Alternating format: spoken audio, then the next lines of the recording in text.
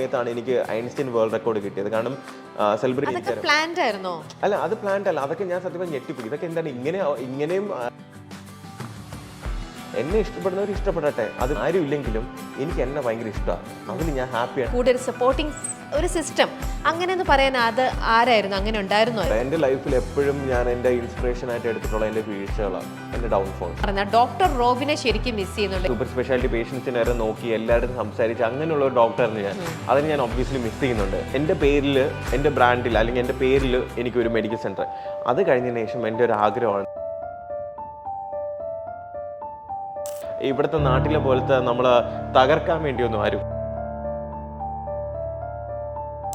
ഈ സ്ട്രെസ് അല്ലെങ്കിൽ ഡിപ്രഷൻ അനുഭവിക്കുന്ന ആൾക്കാർക്ക് ഫ്രീ ആയിട്ട് വന്ന് തെറാപ്പി, അത് ഫ്രീ ആയിരിക്കും. അതിൽ ഞാൻ ഒരു ചാർജ് ഞാൻ ചെയ്തില്ല. സ്ട്രെങ്തിന് ഭയങ്കര ഇമ്പോർട്ടൻസ് കൊടുക്കേണ്ട ഒരു സമയമാണ്. കാരണം ഞാൻ ആലോചിക്കും, പലരും ഇപ്പോൾ റീസെൻ്റ്ലി ഉള്ള പല ഇൻഫ്ലുവൻസേഴ്സോ അല്ലെങ്കിൽ ചില ആൾക്കാരൊക്കെ സൂയിസൈഡ് എന്ന കണ്ടു ലൈഫിലെ കാര്യങ്ങൾ. നമ്മുടെ ലൈഫിൽ എന്തൊക്കെ സ്ട്രഗിൾ ഉണ്ടെങ്കിലും എന്തൊക്കെ പ്രശ്നങ്ങളുണ്ടെങ്കിലും നമ്മൾ ചിന്തിക്കേണ്ട ഒരു കാര്യം, അത് നമ്മൾ അക്സെപ്റ്റ് ചെയ്യുക. എനിക്കൊരു popular face of the year award കിട്ടി ദുബൈയിൽ വെച്ചിട്ട്. സോ അപ്പം അത് കിട്ടിയപ്പോൾ ഒരുപാട് സന്തോഷം ഉണ്ടായിരുന്നു. കാരണം എനിക്കൊരു വർഷം കണ്ടിന്യൂസ് ആയിട്ട് ലൈം ലൈറ്റിൽ നിൽക്കണം എന്നൊരു ആഗ്രഹം ഉണ്ടായിരുന്നു. അപ്പോൾ ആ ഒരു ലൈം ലൈറ്റിൽ നിന്നത് കാരണം എനിക്ക് ആ ഒരു അവാർഡ് കിട്ടി. അത് കഴിഞ്ഞതിന് ശേഷം ഈ ഇയർ തുടങ്ങുന്ന സമയത്താണ് എനിക്ക് ഐൻസ്റ്റീൻ വേൾഡ് റെക്കോർഡ് കിട്ടിയത്. കാരണം സെലിബ്രിറ്റീസിൽ ഏറ്റവും കൂടുതൽ ഫാൻസിൻ്റെ കൂടെ ഏറ്റവും ലിമിറ്റഡ് ടൈമിൽ ഏറ്റവും കൂടുതൽ സെൽഫീസ് എടുത്ത ഒരാളെന്നുള്ള രീതിയിൽ എനിക്ക് അല്ല, അത് പ്ലാൻഡ് അല്ല. അതൊക്കെ ഞാൻ സത്യം പറഞ്ഞ് ഇതൊക്കെ എന്താണ് ഇങ്ങനെയും റെക്കോർഡ്സ് ഉണ്ടോ എന്നുള്ളത് ഞാൻ ചിന്തിച്ചു പോയി. മനസ്സിലായില്ല. ഞാൻ ദുബൈയിൽ വരുന്നതായിട്ട് അറിയുന്നു. അപ്പോൾ അവരെന്നെ കോൺടാക്ട് ചെയ്യുന്നു. അപ്പോൾ ആദ്യം കോൺടാക്ട് ചെയ്യുമ്പോൾ ഞാൻ വിചാരിച്ചത് എന്താ സംഭവം, ഇത് ഉള്ളതാണോ? പിന്നീടാണ് അറിയുന്നത് അവരെല്ലാവരും റെപ്യൂട്ടഡ് ആയിട്ടുള്ള ആൾക്കാരും അറബ്സും എല്ലാവരും ഇൻക്ലൂഡഡ് ആയിട്ടാണ് എന്ത് ചെയ്തത്, ആ ഒരു ഫംഗ്ഷനും കാര്യങ്ങളൊക്കെ തന്നത്. കാരണം അവിടുത്തെ ഒരു എനിക്കൊന്ന് ഫേമസ് ആയിട്ടുള്ള ഒരു സെലിബ്രിറ്റി, ഒരു എന്താ പറയുക, ഒരു അറബാണ് എനിക്കത് എന്ത് ചെയ്തത്, ആ അവാർഡ് എനിക്കതിൽ ഐൻസ്റ്റീൻ വേൾഡ് റെക്കോർഡ് എന്നുള്ള സംഭവം തരുന്നത്. അപ്പം അതൊക്കെ സത്യം പറഞ്ഞാൽ അൺഎക്സ്പെക്റ്റഡ് ആയിട്ടുള്ള കാര്യങ്ങളാണ്. ഞാൻ ഒരിക്കലും പ്ലാൻ ചെയ്ത് കിട്ടുന്ന ഒരു കാര്യങ്ങളല്ല. മനസ്സിലായില്ലേ? അപ്പം അതൊന്ന്. രണ്ടാമത്തെ കാര്യം, popular face of the year award എനിക്ക് കിട്ടണം എന്ന് ആഗ്രഹിച്ചിരുന്നു ഞാൻ. കാരണം കണ്ടിന്യൂസ് ആയിട്ട് ഒരു വർഷം നിൽക്കാൻ വേണ്ടി ചിലപ്പോൾ നമ്മൾ കണ്ടന്റ്സ് ക്രിയേറ്റ് ചെയ്യേണ്ടി വരും, ചിലപ്പോൾ കോൺട്രവേഴ്സിയിൽ ചെന്ന് പെട്ടുപോകും, ചിലപ്പം ഓട്ടോമാറ്റിക്കലി നമ്മൾ ക്രിയേറ്റ് ചെയ്യേണ്ടി വരും. ഇതൊക്കെ ഞാൻ ഓൾറെഡി പറഞ്ഞ കാര്യങ്ങളാണ്. കാരണം ഞാൻ ഒരു സ്ഥലത്ത് നല്ലവനായ ഉണ്ണിയാണ്, ഞാൻ പെർഫെക്റ്റ് ആണ്, ഞാൻ ഓക്കെയാണ്, ഞാൻ നല്ലൊരു വ്യക്തിയാണ് എന്ന് ഒരിക്കലും പറഞ്ഞിട്ടില്ല. കാരണം എല്ലാം പോസിറ്റീവ് നെഗറ്റീവും ഉള്ളൊരു സാധാരണ വ്യക്തിയാണ് ഞാൻ. അപ്പം എല്ലാം ഞാൻ അക്സെപ്റ്റ് ചെയ്യുന്ന ഒരാളാണ്. ഞാൻ ചെയ്ത കാര്യങ്ങളെല്ലാം അക്സെപ്റ്റ് ചെയ്യും. കാരണം അതെന്ന് പറഞ്ഞ് എന്നെ ആരും തൂക്കിക്കൊല്ലാനൊന്നും പോകുന്നില്ല. ഇപ്പം നിങ്ങൾക്കിപ്പം എന്നെ ആ രീതിയിലാണ് ജഡ്ജ് ചെയ്യുന്നെങ്കിൽ ഇറ്റ്സ് അപ് ടു യു. എനിക്കിപ്പോൾ എല്ലാവരെയും എന്നെ ഇഷ്ടപ്പെടുത്തിക്കാൻ പറ്റത്തില്ല. എന്നെ ഇഷ്ടപ്പെടുന്നവർ ഇഷ്ടപ്പെടട്ടെ. അതിപ്പം ഇത്ര പേര് എന്നെ ഇഷ്ടപ്പെടണം അതൊന്നുമില്ല. അതിപ്പോൾ ഒരാളാണെങ്കിലും കുഴപ്പമില്ല. ഇനി ആരും ഇല്ലെങ്കിലും എനിക്ക് എന്നെ ഭയങ്കര ഇഷ്ടമാണ്. അതിൽ ഞാൻ ഹാപ്പിയാണ്, സാറ്റിസ്ഫൈഡ് ആണ്. കാരണം എൻ്റെ ലൈഫിൽ ഞാൻ എന്തൊക്കെയുണ്ടോ അതിൽ ഞാൻ സാറ്റിസ്ഫൈഡ് ആണ്. അതുകൊണ്ടാണ് എനിക്ക് അടുത്ത സ്റ്റെപ്പിലേക്ക് പോകാനായിട്ട് പ്ലാൻ ചെയ്യുന്നത്. സോ ഒരു ബ്രേക്ക് എടുത്തതിന് ശേഷം ഞാൻ പിന്നെ അടുത്തത് ആലോചിച്ചെന്ന് വെച്ച് കഴിഞ്ഞാൽ ദുബൈയിൽ ഗോൾഡൻ വിസ കിട്ടുന്ന ഒരു കാര്യം. അപ്പം ഞാൻ ഈ popular face of the year award മേടിച്ച ടൈമിൽ എനിക്ക് ഗോൾഡൻ വിസയ്ക്ക് വേണ്ടി ഇഷ്യൂ ചെയ്തായിരുന്നു. ആക്ച്വലി 14 ഡേയ്സിൽ തന്നെ അത് സാങ്ഷനായി. അപ്പോൾ അവരെൻ്റെ അടുത്ത് പറഞ്ഞു ഒരാഴ്ച ഇവിടെ നിന്ന് കഴിഞ്ഞാൽ അതുകൊണ്ട് മേടിച്ചുകൊണ്ട് പോകാം. അപ്പോൾ എനിക്ക് റിട്ടേൺ ടിക്കറ്റ് ഉള്ളതുകൊണ്ട് ഞാൻ ഇനി വന്നിട്ട് ഞാൻ പിന്നെ വരാമെന്ന് പറഞ്ഞാൽ ഞാൻ മടിയാറിനോട് ഞാൻ പോകാതിരുന്നത്. അപ്പോൾ ഞാൻ പിന്നെ ഒരു പ്രൊഫൈലൊന്നും ലോ പ്രൊഫൈൽ ആക്കി വെച്ചതുകൊണ്ട് പിന്നെ കുറേ പേര് ഹേറ്റേഴ്സ് പറഞ്ഞു തുടങ്ങി ഇതേപോലെ റോബിന് ഗോൾഡൻ വിസ റിജക്റ്റ് ആയി, റോബിന് കിട്ടത്തില്ല, അങ്ങനെയാണ് ഇങ്ങനെയാണ്, പിന്നെ എന്തോ റോബിന് എന്തോ ട്രാവൽ ബാൻ ഉണ്ടെന്നോ എന്തൊക്കെ ഇങ്ങനെ പറഞ്ഞുണ്ടാക്കുന്നുണ്ട്. ഞാൻ ഇതൊക്കെ എന്താണ് പ്രശ്നം? എല്ലാവരും എന്തിനാ മറ്റുള്ളവർ പറയുന്ന ഈ കമന്റ്സ് മറ്റുള്ളവർ ഞാൻ നോക്കുന്നില്ല. ഞാൻ പറയട്ടെ ഇതെന്ന് പറയുന്നത് ഒരു ഔട്ട്ലൈൻ എന്നുള്ള രീതിയിൽ മാത്രമേ ഞാൻ അറിയുന്നുള്ളൂ. ഇതിന്റെ ഇൻഡെപ്ത് ആയിട്ട് പോയിട്ട് ഞാൻ എന്റെ കമന്റ് ആണ് എന്താ ആരാ പറഞ്ഞതെന്ന് ഞാൻ അറിയുന്നില്ല. കാരണം എനിക്കൊരു ക്ലോസ് ആയിട്ടുള്ള 1-2 പേരെടുത്ത് ഞാൻ പറഞ്ഞിട്ടുണ്ട്. കാരണം എനിക്ക് എന്റെ ഫോൺ നമ്പർ ആകെ ഒരു 10-20 പേർക്കേ ഉള്ളൂ. കാരണം ഒരുപാട് പേർക്ക് കൊടുത്തിട്ടില്ല. ഈ പറഞ്ഞ ആൾക്കാരുടെ എൻ്റെ അടുത്ത് നെഗറ്റീവ് കാര്യങ്ങൾ പറയരുത്. പിന്നെ ലൈക്ക് എന്താ പറയാ, അത്രയും വലിയ തെറ്റൊന്നും ഞാൻ ചെയ്യുന്നില്ല. പിന്നെ എന്താണെന്ന് വെച്ചാൽ ചിലരുടെ അടുത്ത് ഞാൻ 1-2 പേരുടെ അടുത്ത് എന്താണ് സോഷ്യൽ മീഡിയ നടക്കുന്നതെന്ന് അനലൈസ് ചെയ്ത് എൻ്റെ അടുത്ത് പറയണമെന്ന് പറയും. എന്നാലേ എനിക്ക് എന്ത് ചെയ്യാൻ പറ്റും, അതിനനുസരിച്ച് കാര്യങ്ങൾ മുന്നോട്ട് നീക്കാൻ പറ്റും. ഇങ്ങനെ നമ്മളെ പ്രൊവോക്ക് ചെയ്യുന്ന രീതിയിലുള്ള കമന്റ്സ് കേൾക്കുമ്പോഴേ അപ്പൊ അവർക്കൊരു ചുട്ട മറുപടി കൊടുക്കാന്നുള്ള രീതിയിൽ അപ്പം ഓക്കെ ഞാൻ എന്താന്ന് നിന്നെ പ്രൂവ് ചെയ്ത് കാണിക്കാം, അങ്ങനെ ഒരു തോന്നലുണ്ടാവാറുണ്ടോ? വേണമെങ്കിൽ പറയാം ഞാൻ എന്താണ് ഇതിപ്പം എനിക്ക് അങ്ങനെ ഒരു കമന്റ് കാണുമ്പോഴത്തേക്ക് അവൻ കമന്റ് ചെയ്യുന്നില്ല, കുഴപ്പമില്ല, കമന്റ് ചെയ്തിട്ട് പോട്ടെ. പക്ഷെ എന്റെ മനസ്സിൽ ഞാൻ പച്ചത്തറി വിളിക്കുന്നുണ്ടായിരിക്കും. പക്ഷെ എനിക്കതൊരു പബ്ലിക് എനിക്ക് അറിയപ്പെടുന്ന ഒരാളായതുകൊണ്ട് വന്നിരുന്ന് എന്ത് ചെയ്യാൻ പറ്റില്ല, അതിൽ വന്നിരുന്ന് ടൈപ്പ് ചെയ്യാൻ പറ്റത്തില്ല. പക്ഷേ ഞാൻ എന്ത് ചെയ്യുന്നുണ്ട്, മനസ്സിൽ ചീത്ത വിളിക്കാറുണ്ട്. ഞാൻ അത് ഓപ്പൺ ആയിട്ട് പറയുന്നത്, കാരണം എനിക്ക് വേണമെങ്കിൽ ഇപ്പോൾ പറയാം, അതൊക്കെ ഞാൻ മൈൻഡ് ചെയ്യത്തില്ല. പക്ഷെ ഞാൻ അത് കാണുന്നത് എല്ലാം കാണത്തില്ല, ഏതെങ്കിലും റാൻഡമായിട്ട് എവിടെയെങ്കിലും കണ്ടു കഴിഞ്ഞാൽ ഒബ്വിയസ്ലി എനിക്ക് ദേഷ്യം വരും. കാരണം ഞാൻ അവന്റെ ജീവിതത്തിൽ പോയിട്ട് അനാവശ്യമായിട്ട് പോയി ഒന്നും പറയാനോ ചെയ്യാനോ പോകുന്നില്ല. അവന്റെ ലൈഫിൽ അവൻ ഫ്രസ്ട്രേറ്റഡ് ആണെന്നുണ്ടെങ്കിൽ അത് തീർക്കേണ്ടത് എന്റെ കമന്റ് സെക്ഷനോ അല്ലെങ്കിൽ എന്നെ പറ്റി പറഞ്ഞിട്ടല്ല. അപ്പൊ അങ്ങനെ വരുമ്പോഴത്തേക്ക് അവൻ പറഞ്ഞിട്ട് പോട്ടെ എന്ന് പറയാനായിട്ട് എനിക്ക് പറ്റത്തില്ല. ഉറപ്പായിട്ട് എന്റെ മനസ്സിൽ എന്ത് ചെയ്യും, ഞാൻ നല്ല രീതിയിൽ ചീത്ത വിളിക്കും. മനസ്സിലായില്ലേ? അത് ഞാൻ അപ്പം അത് എന്റെ നേച്ചറാണ് അങ്ങനെ. മനസ്സിലായില്ലേ? പക്ഷെ അത് പബ്ലിക്കലി വന്ന് എന്ത് ചെയ്യത്തില്ല. അത് പ്രൂവ് ചെയ്യാനായിട്ടാണ് ഓക്കെ ശരി ഞാൻ എന്നാ പോയിട്ട് ഗോൾഡൻ അല്ല, ഞാൻ വിചാരിച്ചത് എന്റെ ഒരു പ്രശ്നം എന്ന് വെച്ചാൽ ഞാൻ കണ്ടിന്യൂസ് ആയിട്ട് ഹാർഡ് വർക്ക് ചെയ്യുന്ന ഒരാളല്ല. എനിക്ക് എങ്ങനെയാന്ന് വെച്ചാൽ സ്പോണ്ടേനിയസ് ആയിട്ട് പെട്ടെന്ന് ഹാർഡ് വർക്ക് ചെയ്യുക, സ്മാർട്ട് വർക്ക് ചെയ്യുക എന്ന് ചിന്തിക്കുന്ന ഒരാളാണ് ഞാൻ. അപ്പം എന്ന് വെച്ചാൽ ലൈക്ക് ഇപ്പൊ ഞാൻ 32ാമത്തെ വയസ്സിലാണ് ഞാൻ ബിഗ് ബോസ് വന്നത്. എന്തുകൊണ്ട് അത് 27, 28 വന്നില്ല? ആ സമയത്തും എനിക്ക് വരാറുണ്ടല്ലോ. കാരണം എനിക്ക് എന്റെ 30s കഴിഞ്ഞതിന് ശേഷം എനിക്ക് വന്നാൽ മതി, അല്ലെങ്കിൽ ഇങ്ങനെ ഒരു പബ്ലിക് പ്ലാറ്റ്ഫോമിൽ വന്നാൽ മതി. കാരണം എനിക്ക് ബിഗ് ബോസ് ഇഷ്ടമുള്ള ഒരു സംഭവമായിരുന്നു. മനസ്സിലായില്ല? അപ്പം അതിന് ആരും എന്നെ ഇൻവൈറ്റ് ചെയ്തതല്ല, ആരും എന്നെ വിളിച്ചതല്ല. ഞാനായിട്ട് അതിലേക്ക് പോയതാണ്. മനസ്സിലായില്ലേ? ഞാനായിട്ട് എനിക്കൊരു ചാൻസ് വേണമെന്ന് പറഞ്ഞ് പോയതാണ്.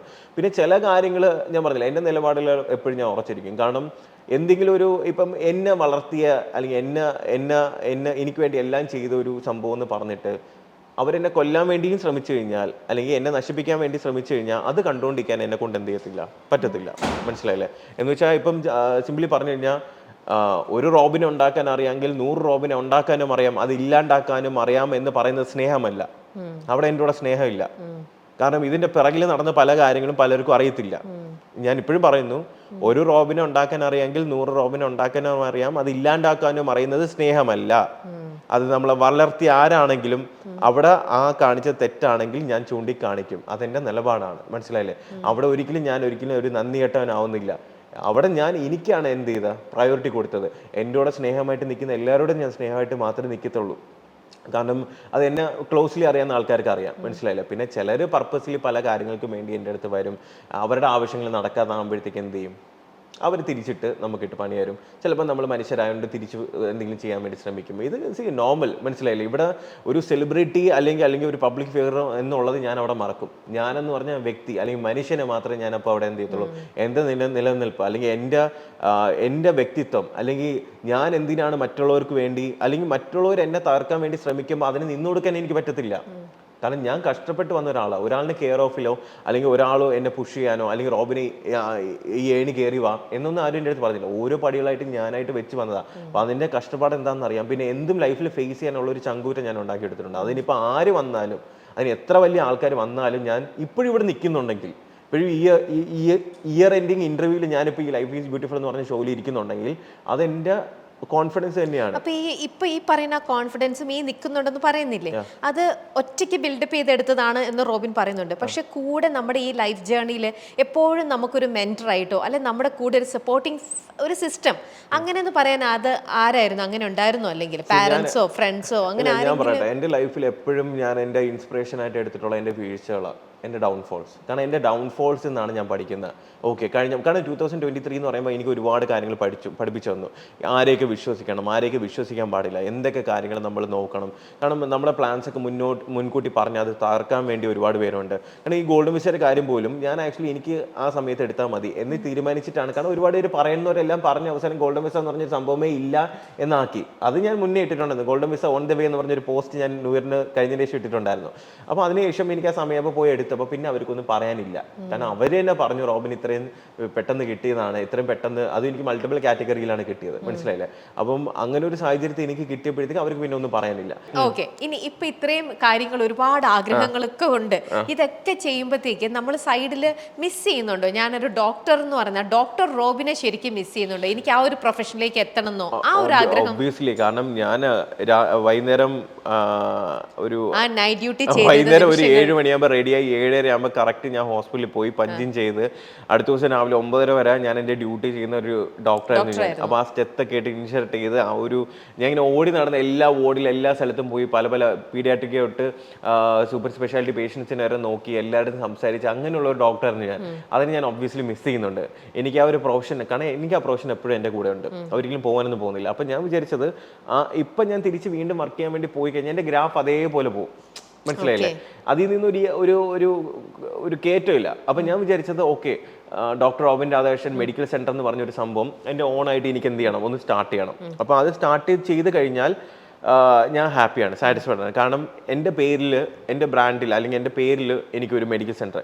അത് കഴിഞ്ഞതിന് ശേഷം എൻ്റെ ഒരു ആഗ്രഹമാണ്, അത് കഴിഞ്ഞതിന് ശേഷം എനിക്കൊരു ആഗ്രഹമുണ്ട്, ഞാൻ ജനിച്ച ഹോസ്പിറ്റലിൽ, ഞാൻ വർക്ക് ചെയ്ത ഹോസ്പിറ്റലിൽ തിരിച്ച് വീണ്ടും അവിടെ വർക്ക് ചെയ്യാൻ വേണ്ടി പോകണം എന്നൊരാഗ്രഹമുണ്ട്. കാരണം അത് എനിക്കൊരു ഫീലാണ്, മനസ്സിലായില്ല? കാരണം അത് നിങ്ങൾക്ക് പറഞ്ഞാൽ മനസ്സിലാവത്തില്ല. അത് തിരിച്ച് വീണ്ടും അവിടെ പോകുമ്പോൾ ഞാൻ ഡോക്ടറായിട്ട് വർക്ക് ചെയ്തു, ഇനി ഇപ്പം ഞാൻ ചെല്ലുമ്പോൾ കുറച്ച് പേരെങ്കിലും എന്നെ റെക്കഗ്നൈസ് ചെയ്യും.